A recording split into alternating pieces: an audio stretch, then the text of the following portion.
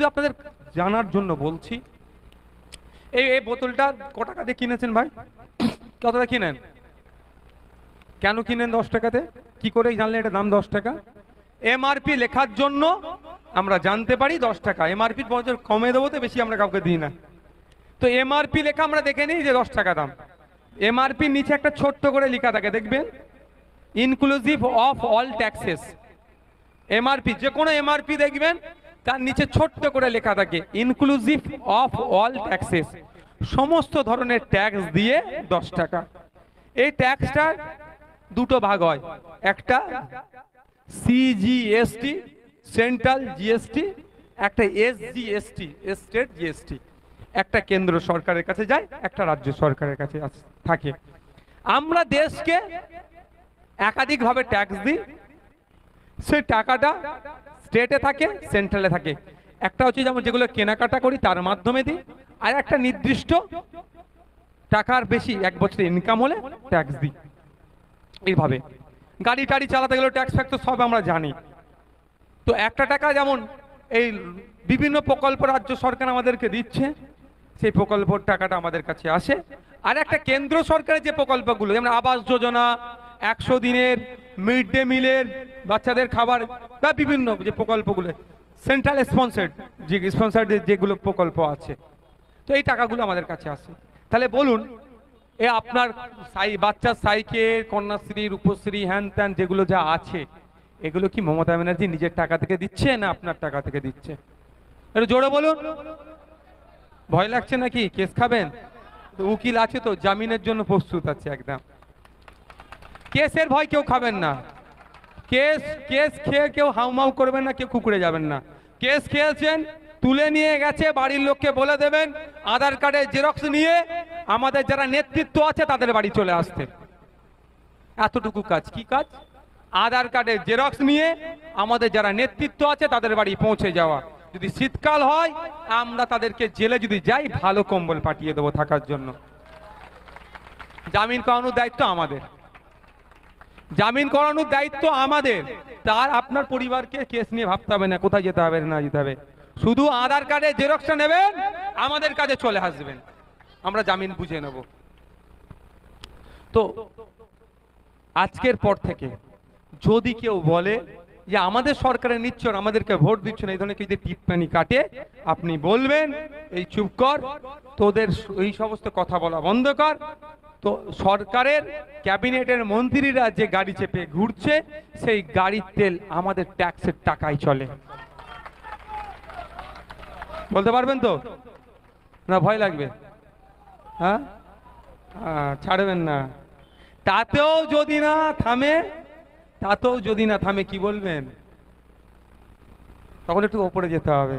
বলবেন নবান্নের 14 তলায়, নবান্নের 14 তলাতে যে ফ্লোরটা আছে, সব ফ্লোরের কথাই বলছি, প্রতিটা ইঁটে আপনাদের ট্যাক্সের টাকা ঢুকে আছে। শুধু তাই নয়,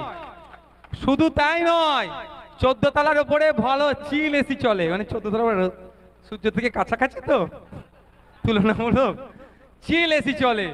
ওই 14 তলাতে এসিটা কিনা, এসির হাওয়া খাচ্ছে, কারেন্ট ফুটছে। যেটা আপনাদের পাড়ায় অনেক ক্ষেত্রে অনেক ভিখারি থাকে তো ভাই, আমি অপমান করছি না, থাকে তো, ওই ভিখারির ট্যাক্সের টাকা থেকে 14 তলায় দিদিমণি ট্যাক্সের টাকা থেকে, ভিখারি ট্যাক্সের টাকাতে দিদিমণি এসির হাওয়া খাচ্ছে। মাননীয় মুখ্যমন্ত্রী মহাশয়া, 14 তলায় যে এসির হাওয়া খায় সেটা আপনার পাড়ার যিনি ভিখারি ভিক্ষে করে খান, তারও ট্যাক্সের টাকা আছে। তাহলে এরা কি ডায়লগ দেবে ভাই বলুন? এরা কি গলাবাজি করবে? প্রমাণ দিচ্ছি, সকালে উঠেন, এখন তো আর ওই গুলটুল হয় না, এখন কি হয়, পেস্ট আর ব্রাশ। পেস্ট কিনতে গেলেও ট্যাক্স দিচ্ছেন, ব্রাশ কিনতে গেলেও ট্যাক্স দিচ্ছেন, চাল কিনছেন ট্যাক্স দিচ্ছেন। যদি বলে আমি আমার ধানের জমি, আমার ধান থেকে চাল জমির, তো ওই ধানটাকে করতে বীজ কিনেছেন সেখানে ট্যাক্স দিয়েছেন, সার কিনেছেন ট্যাক্স দিয়েছেন, পানি সেচ দিয়েছেন ট্যাক্স দিয়েছেন, সব জায়গায় ট্যাক্স দিচ্ছেন। আর ট্যাক্সগুলো নিয়ে বাবুরা ওই রেশন দুর্নীতির সাথে জড়িয়ে পড়ছে। আমাদের টাকার ট্যাক্সের রেশন, আমাদের ট্যাক্সের টাকার রেশন, আর বাবুরা সেগুলো লুটে খাচ্ছে। বরঞ্চ আমাদের ট্যাক্সের টাকাকে ওরা অন্য জায়গায় দুর্নীতি করছে, 100 দিনের কাজ থেকে সব জায়গায় দুর্নীতি করছে। কন্যাশ্রী, রূপশ্রী, হ্যান ত্যান যা আছে, আপনার কি বলে লক্ষ্মীর ভান্ডার, 500 টাকা, 1000 টাকা, এই বৈষম্য, এই বৈষম্যের বিরুদ্ধে ঠিক যেমন হাজী মোহাম্মদ মহসিনের নাম মুছে দিয়ে একটা বৈষম্যতা করছে, ঠিক কিন্তু 500 টাকা, 1000 টাকা একটা বৈষম্য।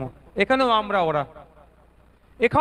ওরা, আমরা মাকে মা সমাজ হিসাবেই দেখি, মহিলাদেরকে আমরা মা হিসাবেই দেখি।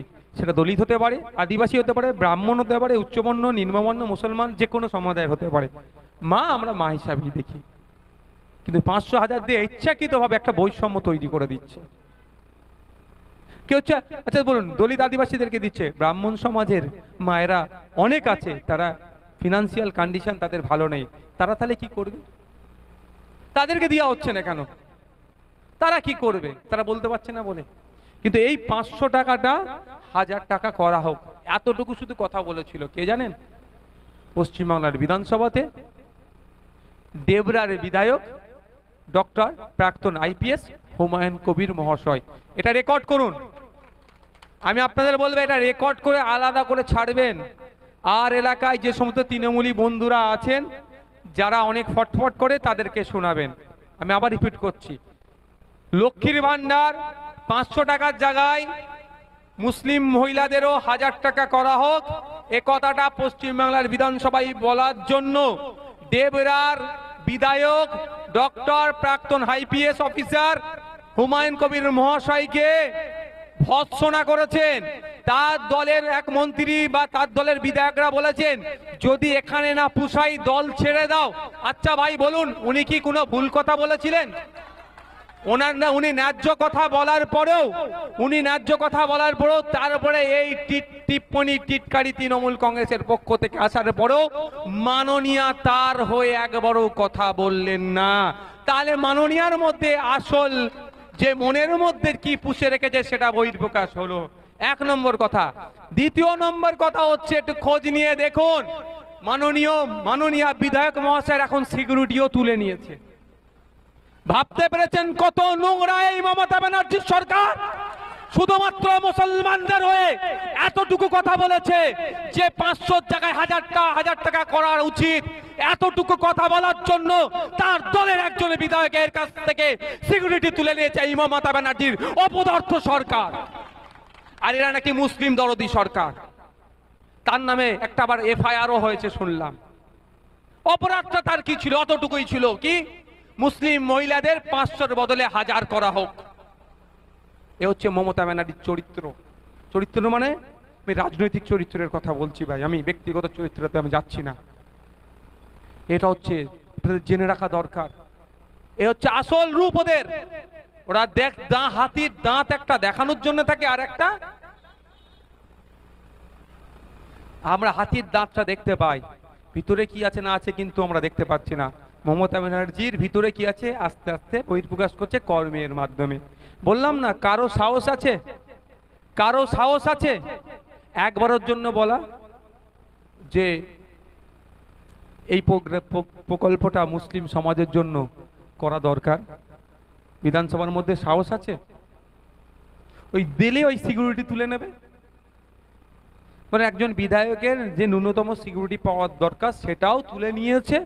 অপরাধটা কি? তুমি কেন মুসলিম মেয়েদের 500 জায়গায় 1000-এর কথা বলেছো? এইটুকু অপরাধ, এতটুকু কথা। এটা তো ন্যায্য কথা, এটা তো কোনো অনৈতিক অবৈধ কথা বলেনি। ন্যায্য হকের কথা বলার পরেও তার সিকিউরিটি তুলে নিল মমতা ব্যানার্জি সরকার। দেখছে এই বিষয়ে